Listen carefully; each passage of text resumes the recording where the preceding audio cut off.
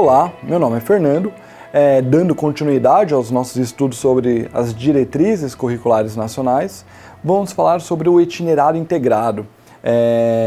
O itinerário integrado ele não costuma ser mencionado nas divulgações, nos comerciais do governo, mas está previsto na lei, tanto na lei do ensino médio que alterou a LDB, como agora nas diretrizes curriculares também.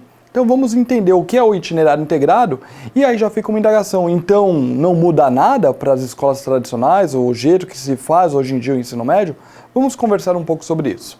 Bom, retomando um pouquinho, já comentamos em outros vídeos, o novo ensino médio ele tem lá então a possibilidade o aluno ele cursar os conteúdos da formação básica que são oriundos da BNCC e ele escolhe um dos itinerários formativos para ele complementar a sua formação. Então ele tem que cursar obrigatoriamente itinerários formativos.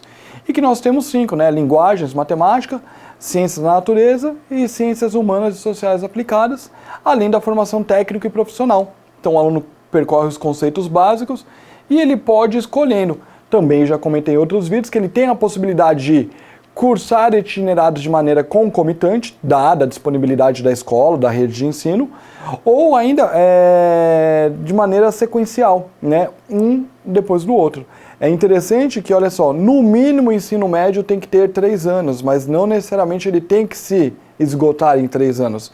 Um aluno ele pode percorrer a BNCC, escolher o itinerário de ciências humanas e ainda falar, olha, eu já estou apto para concluir o ensino médio, mas não, eu quero continuar percorrendo itinerários de linguagens ou matemáticas da natureza, ou ainda uma formação técnico-profissional. Existe essa possibilidade de itinerários na sequência, os alunos podem cursar. Mas, de maneira geral, a ideia é a seguinte, o aluno cursa disciplinas de um núcleo comum da BNCC e escolhe, então, um itinerário para cursar. Só que isso aqui, ó, a LDB, artigo 36, foi alterada, a sua redação foi alterada lá em 2017 pela lei do novo ensino médio. Lá no parágrafo 3º desse artigo vem uma menção. A critério dos sistemas de ensino, poderá ser composto o itinerário formativo integrado, que se traduz na composição de componentes curriculares da BNCC e dos itinerários formativos, considerando os incisos de 1 a 5 do caput aqui. Então, olha só, o que está propondo? O aluno ele percorre um núcleo comum e escolheria itinerários para cursar um só, ou cursar mais de um ao mesmo tempo, ou ainda cursar mais de um, só que na sequência, um depois do outro. Mas a proposta do itinerário integrado então, não existe núcleo comum e itinerários. Existe, então, um grande conjunto de disciplinas ali, de áreas que o aluno vai percorrer dentro da sua formação, no decorrer do ensino médio, que é o itinerário formativo integrado, que traduz na composição dos componentes curriculares da BNCC e dos itinerários formativos. Então, a gente pode entender que seria a escola como ela é hoje em dia, o ensino médio tradicional regular como ele é hoje em dia. Não tem itinerário formativo, o aluno ele vai percorrendo diversos conteúdos e ele vai percorrer os conteúdos da BNCC do ensino médio, que está para sair, está para ser, já foi aprovada, então na época aqui da gravação desse vídeo ela já foi aprovada pelo Conselho Nacional de Educação, falta homologação do Ministro da Educação ou do Ministério da Educação.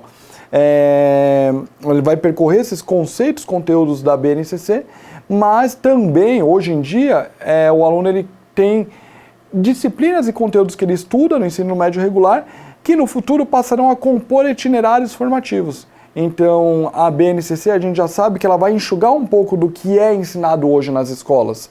Ela vai falar qual é o requisito comum para todo mundo. Então, uma escola tradicional, com ensino regular, ela já possivelmente, provavelmente, ensina mais do que a BNCC vai sugerir quando ela aparecer. A gente já sabe, até quem já teve a experiência de ler ou trabalhar com a BNCC do ensino fundamental, já percebeu ali uma adequação de conteúdos, fala, poxa, mas eu já trabalhava tal conteúdo, não tenho menção desse conteúdo claramente na BNCC do ensino fundamental, e a do médio também vai passar por isso.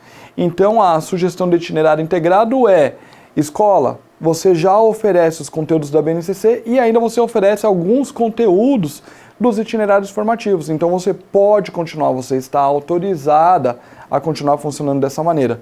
Tanto que na própria lei, na diretriz curricular nacional, né, nas diretrizes, vem lá no artigo 12, A partir das áreas de conhecimento, de formação técnica e profissional, os itinerários formativos devem ser organizados considerando.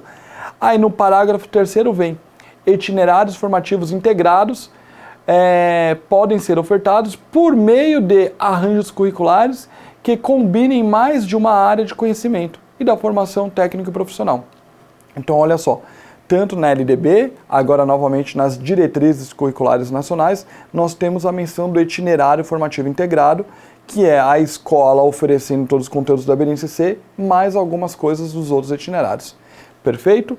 Então, como ficaria a grade horária? Estou retomando alguns exemplos que eu já dei ali no passado, que seria isso. Então se eu fosse trabalhar com os itinerários na minha escola, o aluno frequentaria algumas aulas, né? Então, da BNCC, aqui eu estou pensando na carga horária mínima de 1.000 horas, pensando em séries, então seria 3 dias da semana com conteúdos da BNCC e 2 dias de itinerários formativos. Como que fica isso pensando no itinerário integrado? Eu vou ter que ter BNCC, isso daqui é itinerário integrado? Não. Fica uma coisa única. Olha só, é bem o que a gente já tem hoje em dia nas escolas, né? O aluno ele entra ali na primeira série do ensino médio, vai percorrendo disciplinas. Não estou segmentando, isso daqui é núcleo comum, isso daqui é itinerário, isso daqui é BNCC, isso daqui é aprofundamento, isso daqui é especificidade. Não. É simplesmente o itinerário integrado. Todo mundo que entra nessa escola estuda e se prepara com todos os conteúdos. Essa é uma possibilidade muito interessante porque nós temos os vestibulares. Eu ainda vou comentar sobre os vestibulares, as diretrizes e a BNCC, mas ainda fica ali a menção de que nem todas as universidades vão se alterar na mesma velocidade seus processos seletivos que a lei sugere. Então, de qualquer maneira, nós temos ali o dever, enquanto gestores educacionais, de preparar os nossos alunos para a realidade dos vestibulares e processos seletivos que eles vão encontrar quando saírem das escolas, quando terminarem o ensino médio. Então, é importante pensar nessa possibilidade do itinerário integrado, uma formação ampla, conteudista, que permita o aluno escolher qual curso ele vai querer pleitear ou tentar participar lá no processo seletivo no vestibular, sem ele se sentir tolhido, sem ele falar, olha, faltou alguma formação, eu deveria ter cursado alguma coisa que eu não cursei. Então é uma possibilidade aí, mas que iremos aguardar também o guia, o referencial de formação dos itinerários formativos do Ministério da Educação, previsto para ser divulgado lá em meados de fevereiro de 2019, para a gente poder discutir mais a formação desses itinerários. Ok? Era isso então que eu tinha para conversar com vocês. Até uma próxima.